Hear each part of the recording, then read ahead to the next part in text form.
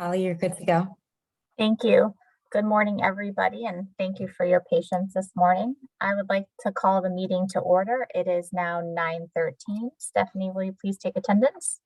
Yes, good morning. John Scott, Here. Mike Soltis, Here. Ellen McKitterick will not be joining us today. Adrian Cochran will not be joining us today. Holly Williams Here. and Alex Marcelino has not joined us yet. We have a quorum. Thank you. I would like to welcome everybody and thank any guests that we have joining with us this morning. And we're going to take a moment to review and approve the minutes from the November 18th, 2022 meeting. I would like to have a motion to approve. Move to approve the minutes of the November 18, 2022 meeting. Second. Thank you. A second. I'll second. Thank you, John. Any opposed or all in favor? Aye. Aye. Aye. Any opposed? Any abstentions? All right, the motion carries. We're going to move on now to Dave. If you could provide us with an update on the budget review spending to date, please. Thank you, Holly. Good morning, everybody. Thank you for joining us. We're going to go over the financial results for the month of November.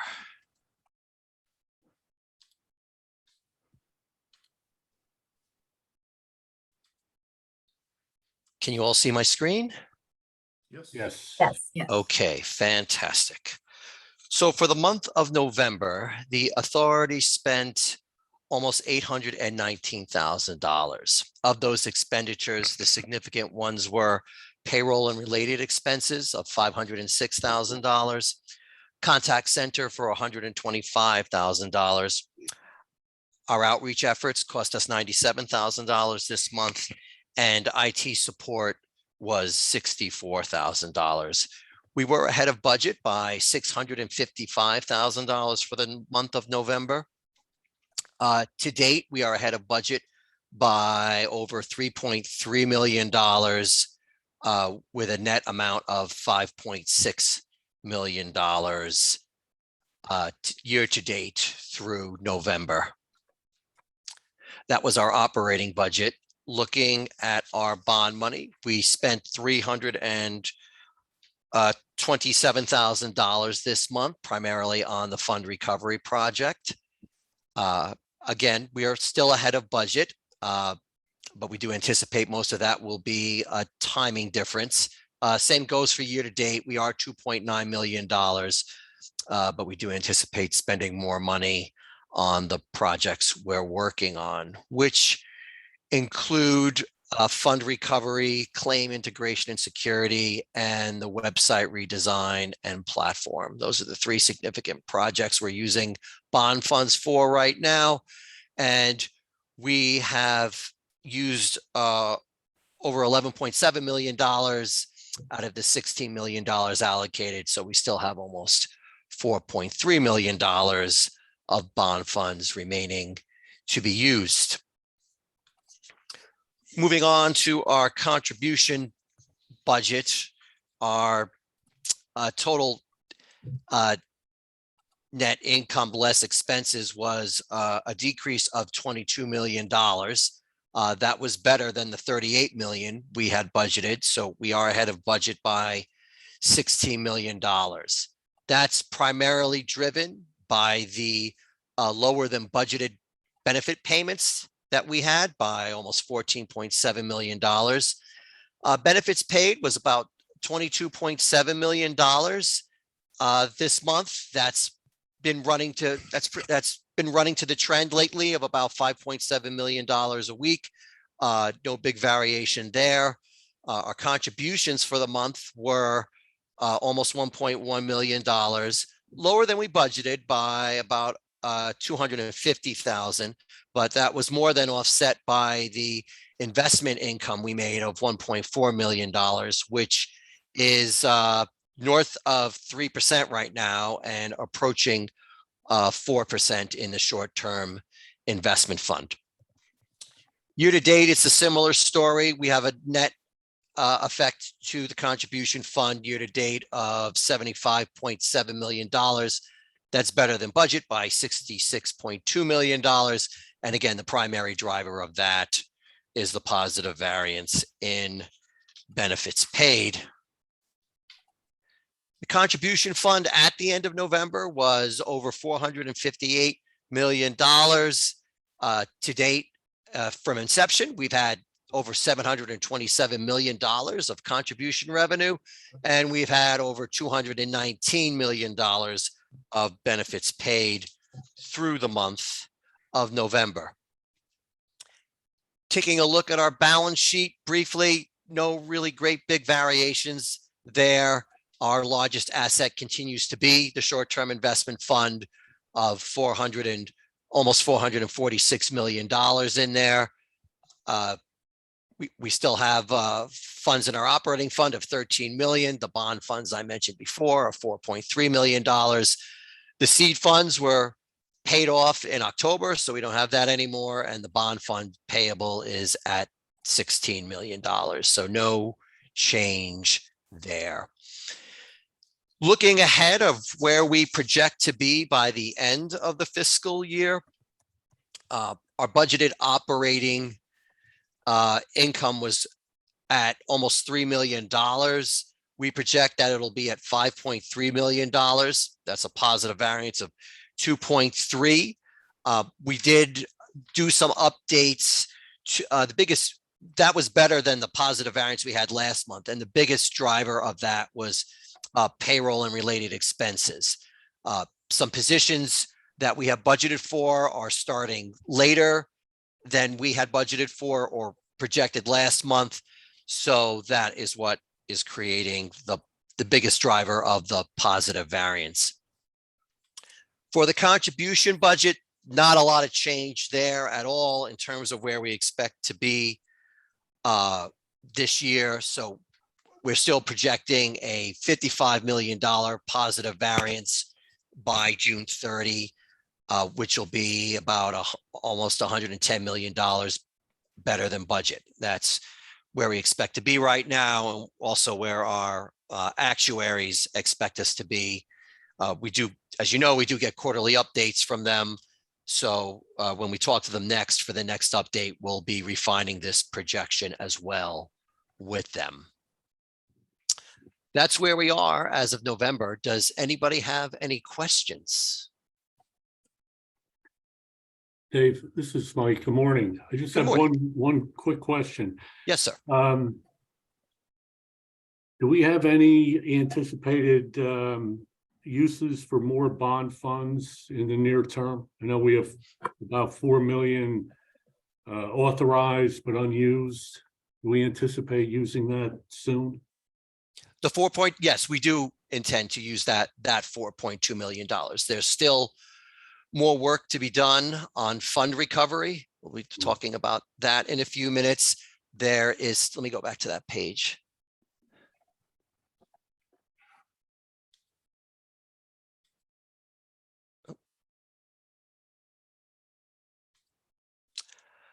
Still more work to be done on fund recovery. We actively are working on claim integration and security right now every month, and the website redesign and replatform, as Jess will tell you, is in full swing right now. And we haven't spent any money yet, but we did spend some in December for that. So we do intend to use that money. And there's no current plans right now to spend beyond that.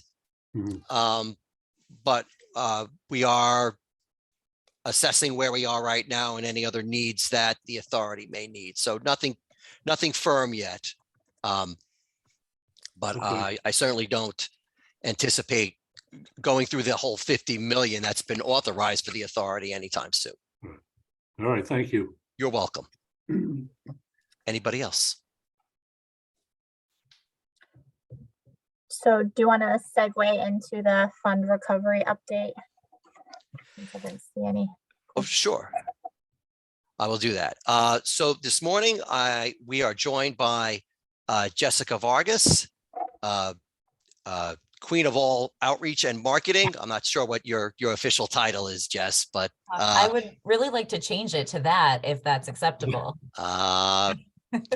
not my decision to make. But anyway, so we are going to do a fund recovery update. And the reason why we asked Jess to come is because a lot of that is in the messaging that we're doing to people. So that's why Jess is here. So Jess, if you could share the presentation and we'll get started. Sure. All right, the floor is yours, Dave. Okay, thank you. So we're going to start with some everyone can see the screen, by the way, right? Yes. Okay, fantastic. Okay, so we're going to start with some background on where we were and how we got to this point. So through the current period, our employer messaging has been focused on registration. We want to make employers aware of the program, aware of their filing responsibilities, aware that they had to collect from their employees and remit those payments to the authority. There weren't any penalties or interest assessed to anybody to date. We just really wanted people to know that they had this obligation and they had to make it. So we weren't going to penalize anybody because it was a new program. We had emailed newsletters to businesses that hadn't registered with the authority yet back in January through September of 2021. We got some help from the Secretary of State on that as they had a list of businesses. And so we compared it to our list and saw who was unregistered. The Department of Labor was also very helpful. They offered 3 catch-up periods to employers. And what those catch-up periods allowed employers to do was take an additional amount of contributions beyond the 0.5% up to 1% for them to make up for prior periods that they had withheld the contributions from the employee. Another outreach effort we were doing was in the finance team, and we had sent some letters out to about 7,000 accounts that were potentially non-compliant. And what happened were a couple of things. Number one, the message got through to some employers, and we've received over $1 million of contributions from almost 900 employers that were previously non-compliant, but now are. And we also identified over 1,000 accounts that had registered with the authority, but in error because they either weren't covered or the business had closed. Next slide, please, Jess. These are some examples of the outreach efforts we had made. This is all Jess, by the way. I had nothing to do with the design of these whatsoever, but these are just some examples of what we sent out. On the left was a postcard that we had sent out in June 2021. And on the right, I know it's small, but this is just to illustrate that this was the letter and or email that we had sent out in February 22. We had worked with the Department of Labor on these as well. We compared, they were able to provide their list of businesses to us, similar to the Secretary of State. And we compared those two to see who wasn't registered with us. And we sent the mailings out and let everybody know of their potential obligation. Next slide, please, Jess. So where does that leave us now? So right now, we are changing our focus. We're going to shift from those who haven't registered to more on making sure people register and make the contributions. It's part of our fiduciary responsibility. Obviously, that affects fund solvency. And what we really want to do is assure fairness and equity in the fund recovery process, because we've done everything we can with registration so far. We've registered over 140,000 employers, and we really think at this point, in order to move the needle, we really need to shift the messaging to contributions, which includes penalties and fines, which we'll discuss more in a minute.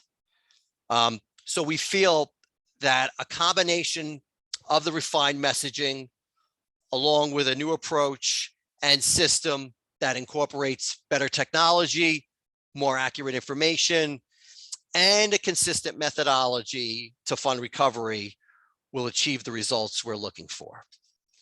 Next slide, please, Jess. So what's the process for this, and how are we actually going to measure the results of fund recovery, of what we're looking for? The process includes continued emails and letters to those employers who continue to be non-compliant, as well as contacting their third-party administrators if applicable. We will be sending updated notices with estimated data from the DOL when it's available. Those notices will have penalties and interest. We also have available an additional payment mechanism called PayLink that will make it easy for employers to pay on any amounts they owe. It's another option for them. We will also be utilizing the state's fund recovery vendor to assist us in any contributions that are getting older and aging out. That recovery vendor has the expertise and the knowledge to maximize collecting on those contributions. And we also will have a communications plan with the United Way Contact Center so they can manage the anticipated increase in inquiries. So how will we measure how we are doing? Two ways. Number one, we're going to measure the increase in the number of employers who previously were non-compliant, but now are and remitting contributions. We will also measure the increase in the amount of contributions that those employers are making. And we anticipate updating the board every 6 months with the progress that we've been making. Next slide, please. I had mentioned fines and penalties before. Fines and penalties will begin in May of 2023, immediately after the first quarter contributions are due for first quarter calendar quarter 2023. This is to ensure that every employer who's eligible for the program is accountable for making their contributions on behalf of the employees. There won't be any fines or penalties for any employers who make contributions before that. So anybody who pays in full by April 30th won't have any penalties or interest assessed to them. Again, this is to hold all employers accountable fairly and equitably.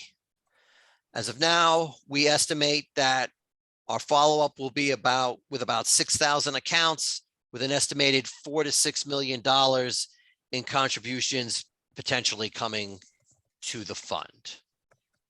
Jess? Thanks, Dave. So I'm going to talk now about our anticipated media and messaging approach. The images that you see on the screen were created by one of our marketing partners, Miranda Creative, and sort of the tagline, if you will, is every employee counts. The idea behind this is that we do know that some smaller businesses still may believe that they do not need to participate in the program because they only have a handful of employees. So we really want to drive home the idea that every employee counts, whether you have 1 employee or 100 employees. And the idea is that we'll use imagery that relates to specific industries where we feel we may have these smaller businesses. So for example, the hat is obviously a hard hat to speak to the construction industry, a nail polish bottle, a guest checkbook for restaurants, etc. So this is the visual imagery that we're anticipating using. In terms of our media plan, we are planning to launch this in mid-January. So to provide a solid 3.5 months to update individuals prior to the start of the collection of penalties. So while we're not calling it an amnesty period, a lot of our messaging is really going to be focused on, as Dave mentioned, that if you didn't know this applied to you, or if you did, but you hadn't been remitting your contributions, there still is an opportunity for you to become compliant without any fines or penalties being assessed to you, as long as you get those in before May 1st. We're going to focus on 3 different targets. The first is employers. So as I mentioned, small businesses will be a big part of that. And the messaging will be about education, compliance, and as I just mentioned, the last opportunity to remit without fines. We'll also focus on employees with a pull-through message, reminding them to check their paychecks and ensure that contributions are being withheld, because paid leave is a program for them and a benefit for them. And so we're hoping that while we don't necessarily anticipate employees coming to us and saying, hey, my employer's not remitting, it's another way for the employers to be sort of put on notice that now their employees are also being asked to check and make sure that this contribution is being withheld appropriately.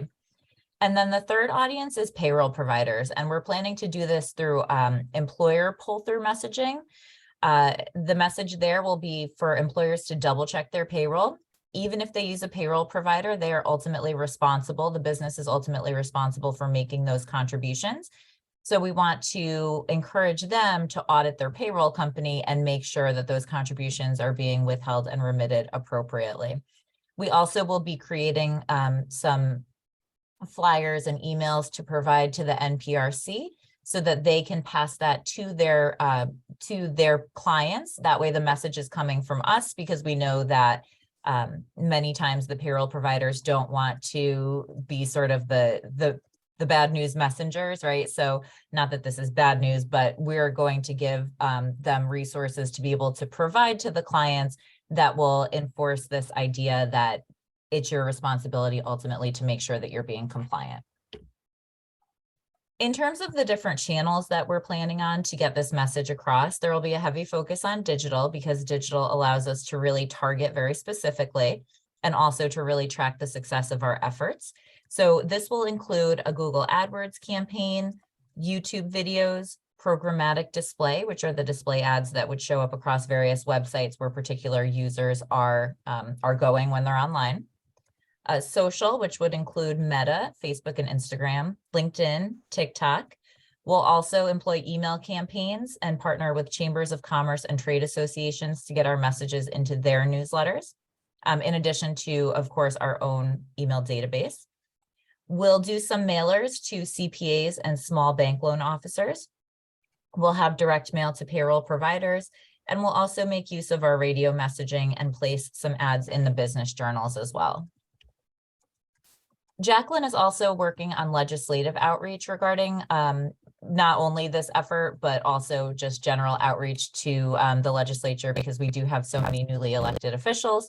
So we are working on updating the legislator toolkit, and will include information about fund recovery and the fines and penalties.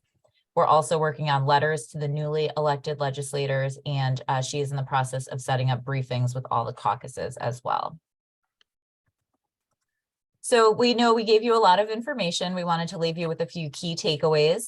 So in summary, what we want you to know is that we're going to pivot our messaging and support that with a robust marketing campaign.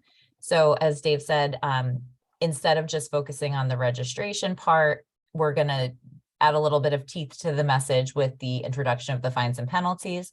We're doing this because it's our fiduciary responsibility. It ensures the health of the trust fund and ensures equity and fairness in our approach. And we know that this is a new effort and we may need to make adjustments along the way. So we will be monitoring our progress, making tweaks to the campaign as necessary, and reporting back to the board with our results.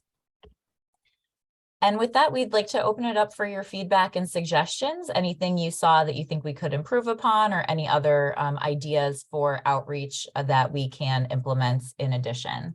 And I'm going to leave the slides up just for a moment in case anyone would like me to jump back to anything in particular.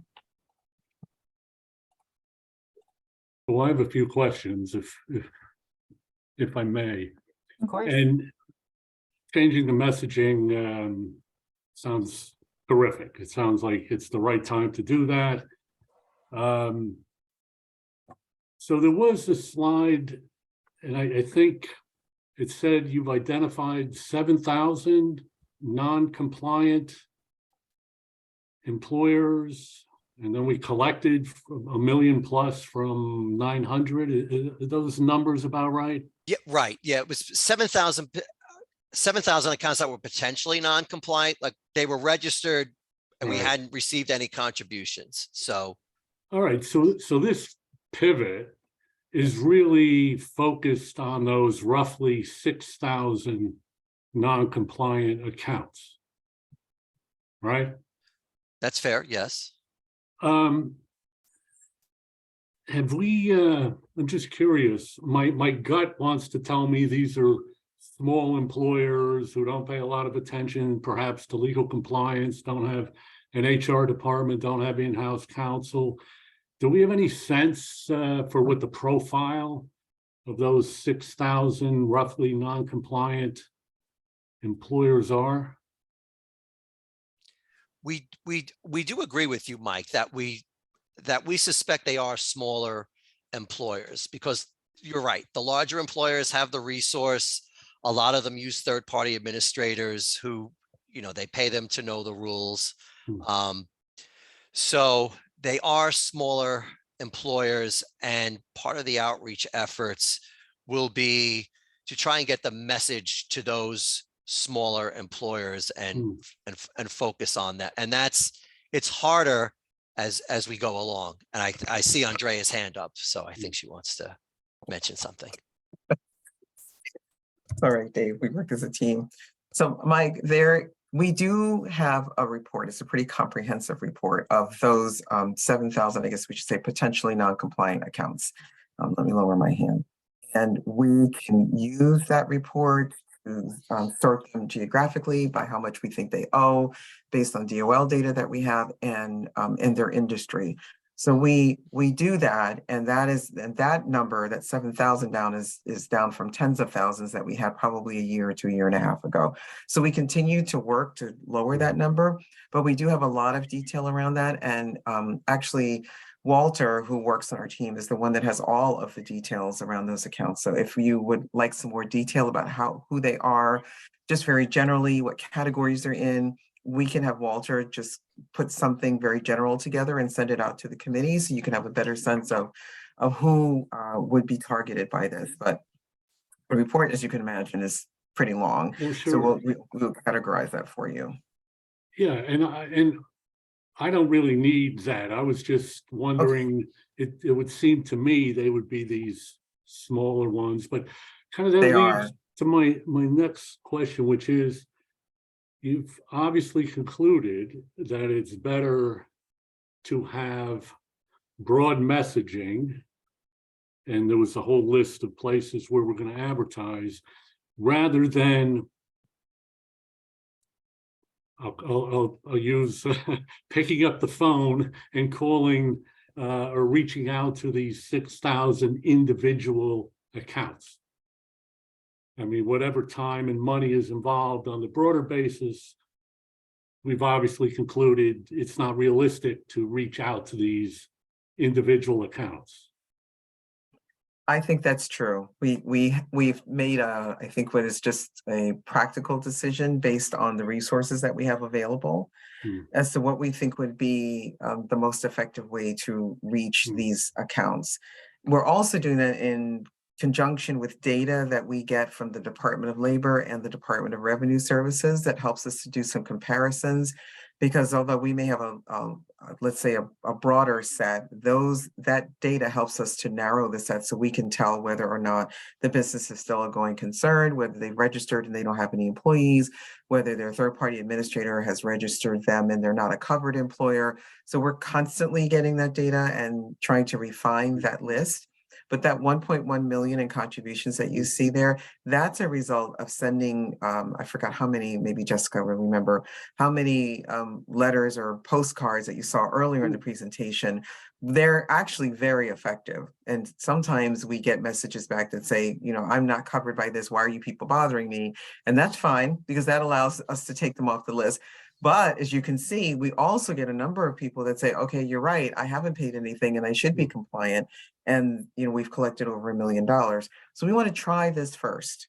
and then see what kinds of results we get. And then if we do have to pick up the phone and call people or find their email addresses, as this is very challenging to do.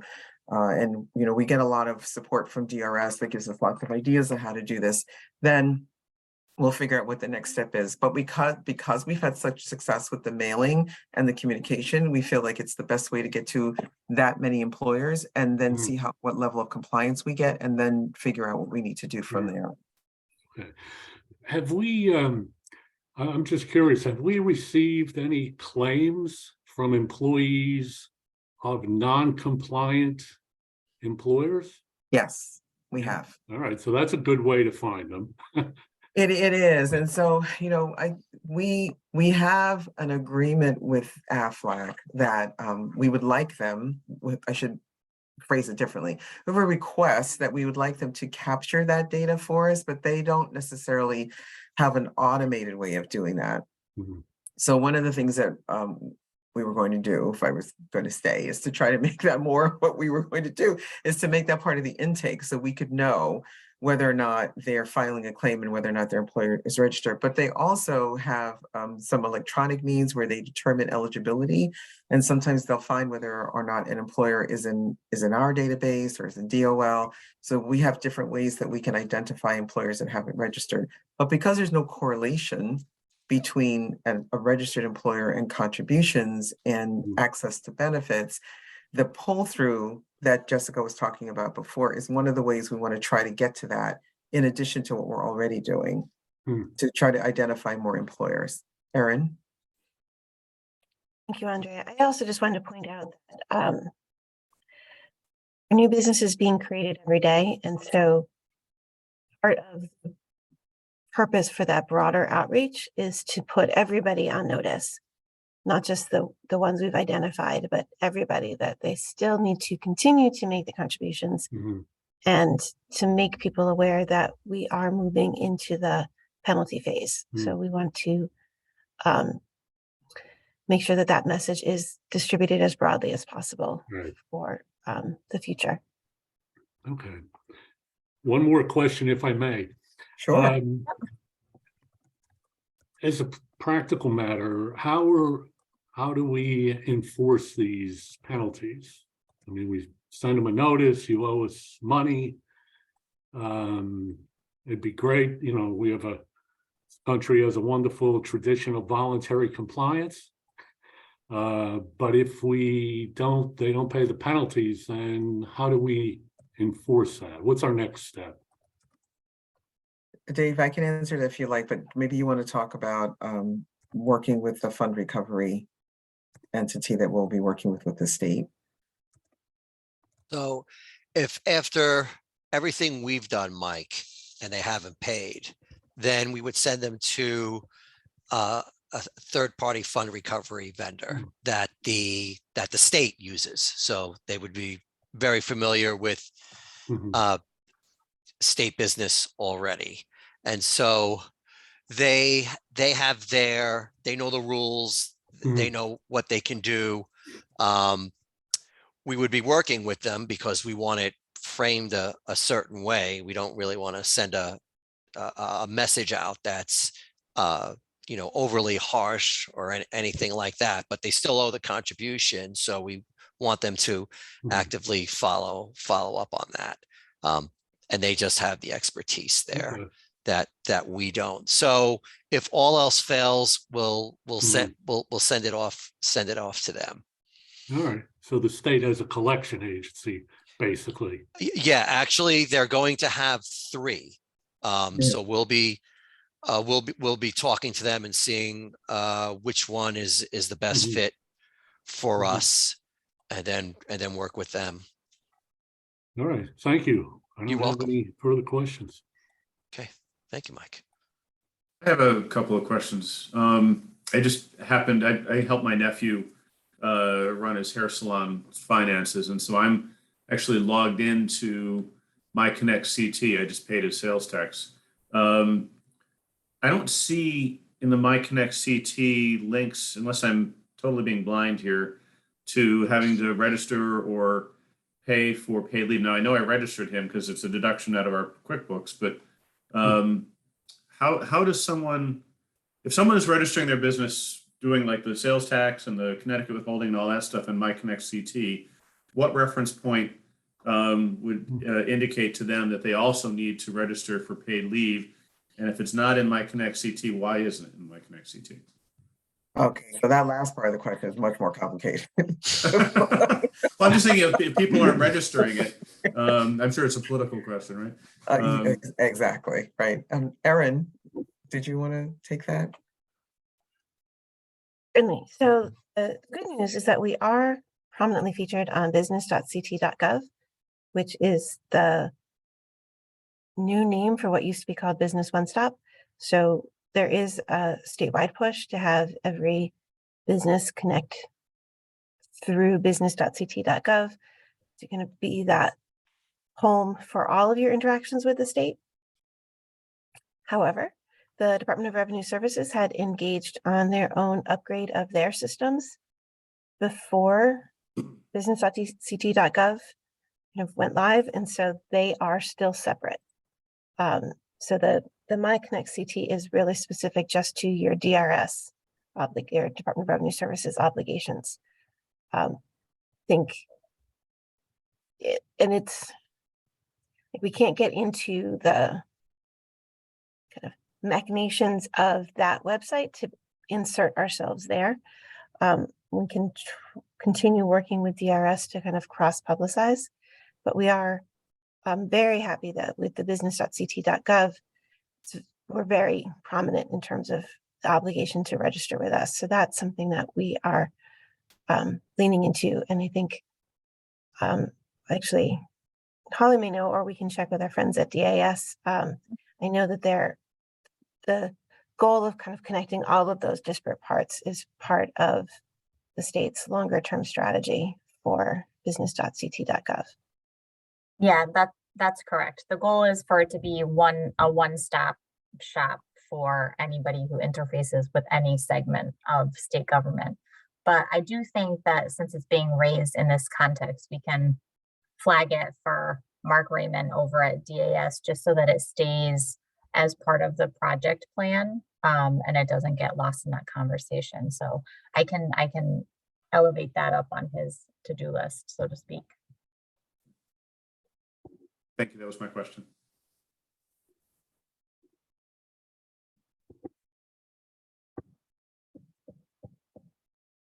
Are there any other questions? I just had a comment that I like. I like the industry specific focus that you're doing, the tailoring, because I think that I think it will resonate very well because it's more specific to the employees and employers that are in those various domains. I think doing that type of messaging is helpful. So I just wanted to kind of make that comment. Were there any other questions in this space? No. All right. Well, thank you very much for that presentation. It's always great to know how things are going to start to evolve. So we appreciate that. We're going to move on now to an update on the claims administration. John, if you want to kind of walk us through that. Okay, good morning, everybody. Share my screen.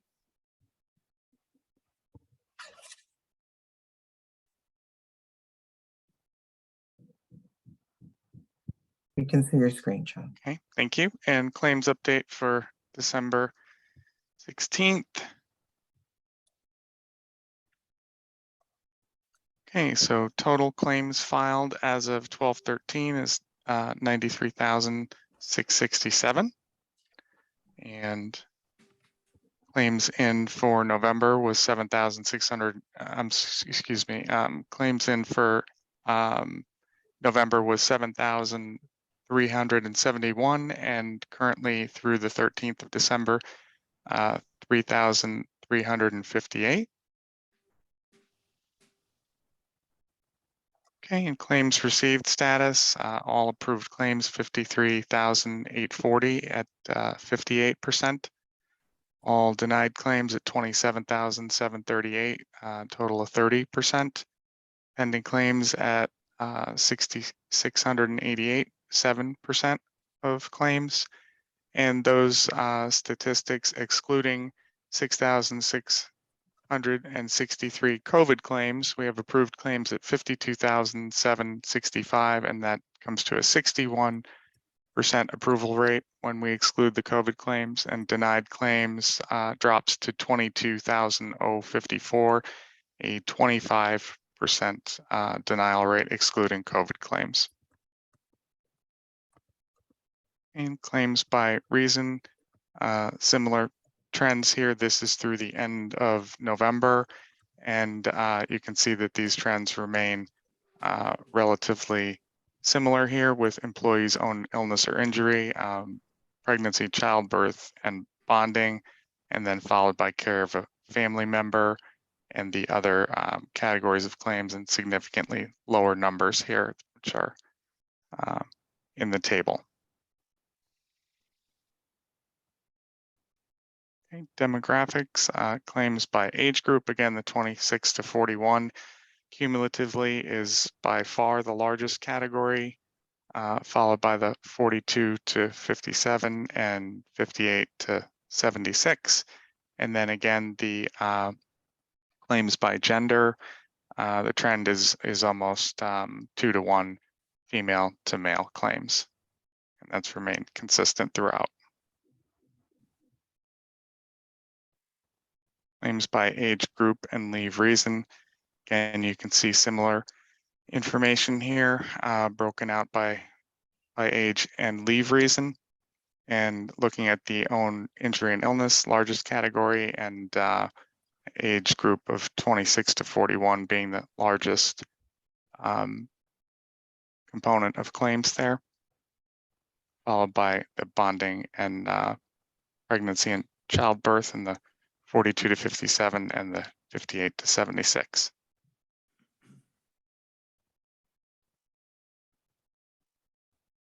And leave reasons by gender. Again, own injury and illness, and female claims far outpacing male claims in all of these categories as well.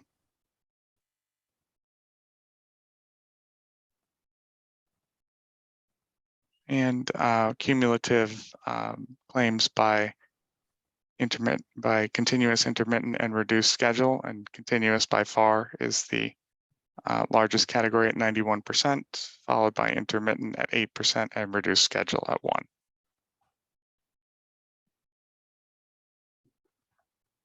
And top 10 towns by utilization rate. We have not had a lot of movement in here either with the cumulative numbers that we've got.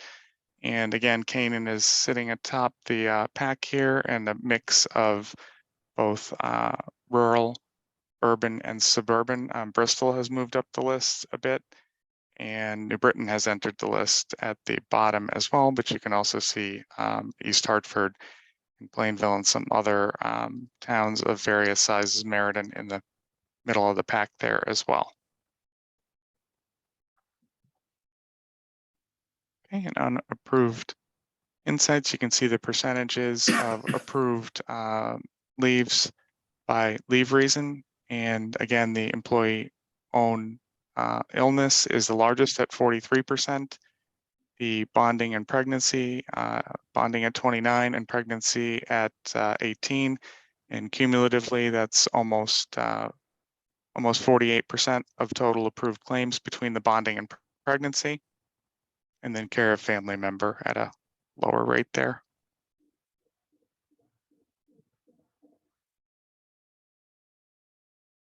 And monthly claims, customer care statistics are relatively stable as well.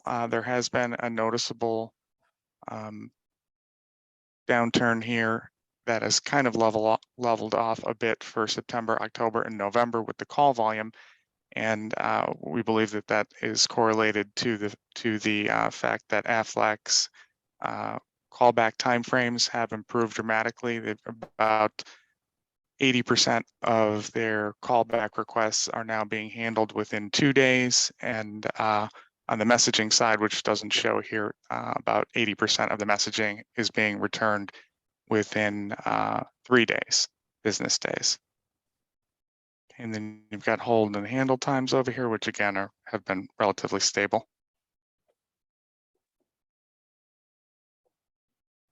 Okay, and approved insights as of December 12th, we've had 408,452 payments released to over 42,000 unique employees, covering 2,407,000 total days paid, and a total gross payments through that time of 234,990,000. And again, the direct deposit and debit card stats remain the same as well. That concludes the claims presentation. Any questions on that?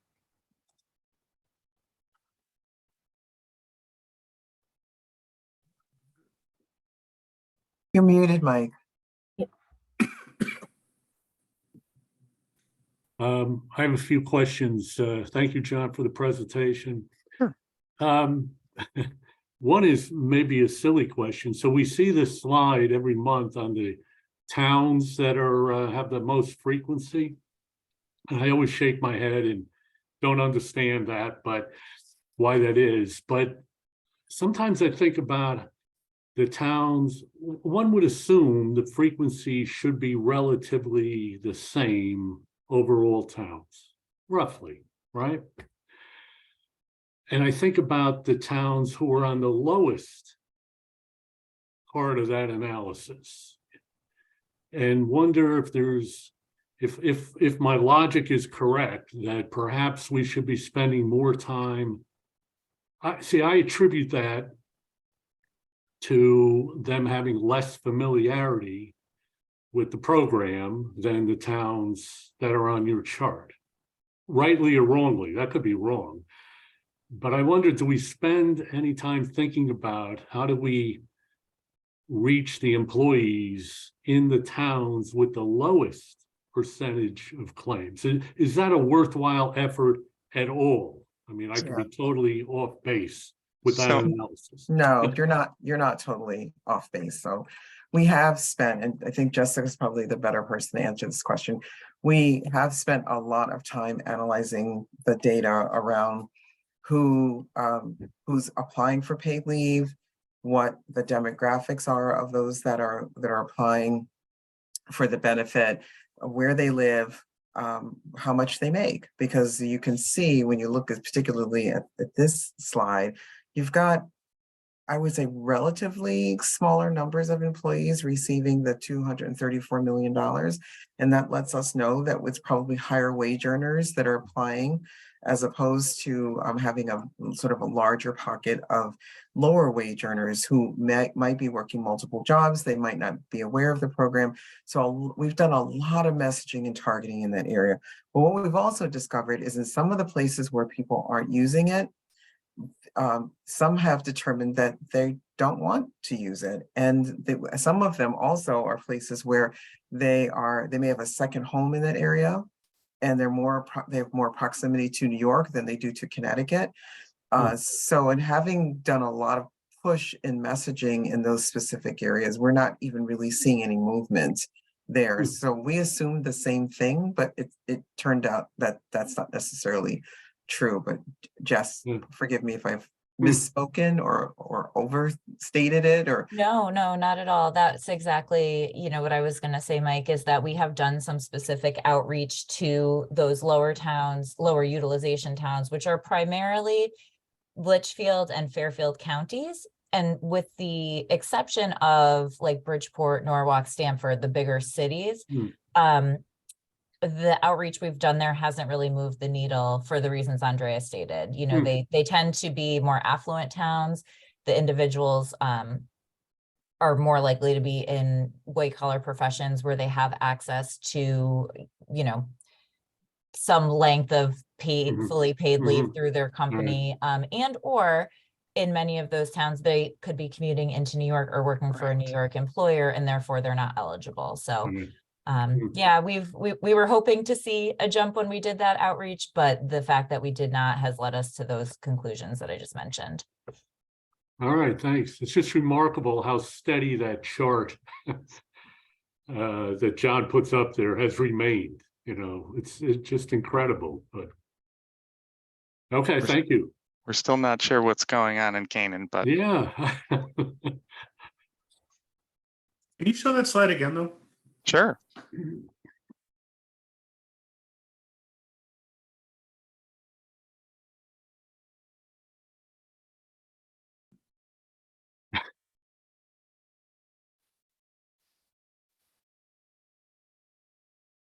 I'm just trying to wrap my mind around it. You know, what's the difference if we were to show the top 10 lowest utilization towns? What does the claims per 10,000 look like as compared to the people at the top? Is it like drastic or is it close? We could take a look at that. I could certainly sort it out and take a look. I have not focused on that component myself. I'm not sure, Jess, whether in some of the outreach that you've done, whether you've taken a closer look at that. I have, if you just give me a moment, I can actually look at our most recent spreadsheet and tell you what those numbers look like. Because I just did this yesterday. Canaan and Hampton are kind of an anomaly in the sense that they're small population towns, it looks like. Yes, So all it's going to take is a couple of people to skew their numbers. that's right. I mean, cumulatively at 70 or 71 claims for the year, certainly not a large volume of claims, you know, all together, but as it relates to their population.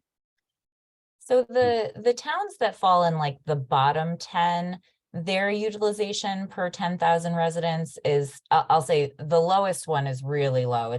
It's North Canaan, surprisingly, at 18.6. But then from there, it goes to like 45 to about 60. Hmm. And those, And how does the population counts compare? You know, is like North Canaan similar to Canaan with only about 1,000 people? North Canaan has 3,200. And then the other towns, you know, a lot of them are those towns we were just talking about in Fairfield County. So Greenwich, New Canaan, Darien, with the exception of Greenwich, which is about 63,000, they're about in like the low to mid 20s.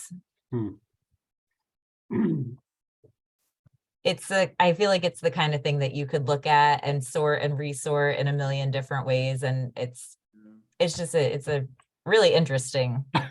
I spent so much time looking at it and trying to make sense of it and trying to figure out the trends. I guess, you know, I'm trying to figure out what's statistically meaningful here. You know, is there like if we did claims per 10,000 residents for the entire state of Connecticut, what does that number look like? So Jacqueline actually does that on a monthly basis. She puts it into a Google map so you can look at the whole state and sort of see, I'm not sure if this is what you're referring to, John, but you can kind of see like pockets of where certain areas tend to be higher in the state. Like Eastern Connecticut tends to be higher more consistently in the whole region than like Fairfield County, where aside from the few big city outliers, it's pretty low utilization. Right. That's still on a per town basis that Jess is referring to. Were you asking about overall in the state? Yeah, like what's the overall claims per 10,000 statewide? We could certainly run that pretty easily with just taking the totals and averaging it out for you and send it to you. And this is a good visualization of how things are being used, but I guess I'm just trying to see, you know, is it really statistically meaningful to what our goals are as far as getting people to use the system?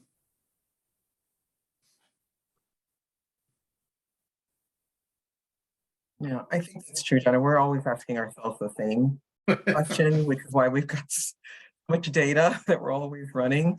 And I know, Mike, I think in one meeting you asked us, and we still need to prepare the chart of the state's largest towns, you know, so Bridgeport, Hartford, New Britain. I don't think we've done that yet, so I think we need to prepare that as well. Just on I think just pure utilization basis, population and total number of claims. Yeah, I mean, 1 month in particular, of course, is just a snapshot, but it's the trends, the long-term trends, and Right. maybe that will prompt some questions and analysis. Maybe there's no explanation. Maybe it's random. I don't know, but I it's don't know. certainly odd. So obviously it's up to Erin, but the report we were going to offer in January was going to look a little different to the board. It was going to be more of an overview of what we've done in the last year, and so we could see sort of how the trends have moved from from January to January in terms of call volume, types of claims, the towns that are using it, the large urban areas, smaller, quieter corners of the state, the types of leave that people are taking, just so we could have an overview of how the program is working and who's using it. And this week, we actually had an opportunity. We meet regularly with other states that also have paid leave programs, and Washington State is actually having an underutilization challenge, a pretty significant one. And so they were trying to figure out how they can get to other people, and they shared a lot of good information about how they've done that, how they've identified and defined what underutilization is, and how they're reaching out to people. So I think there's something to be learned from that. Maybe we can replicate in the areas where we think there's underutilization. But in some instances, like we said, the needle may not move because of the nature of the population that lives in that area. Oh, Mike, you're muted again. Sorry, let's just one question for clarification. So let's just take Canaan, total claims 70. Does that mean 70 Canaan residents, or does that mean employees of Canaan employers? The data is based on where somebody lives, so they're residents of Canaan. Okay.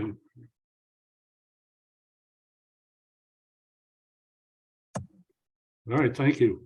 Okay, any other questions?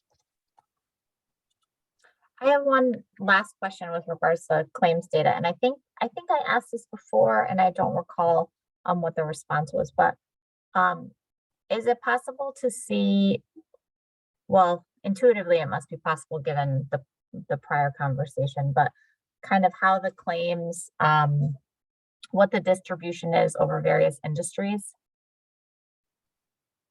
That's a little bit more of a challenge with the information that we currently have. We might be able to cross-reference some of the DOL data. I know the DOL does report on some of that, not something that we're currently capturing in our employment information that we capture through the AFLAC database on intake.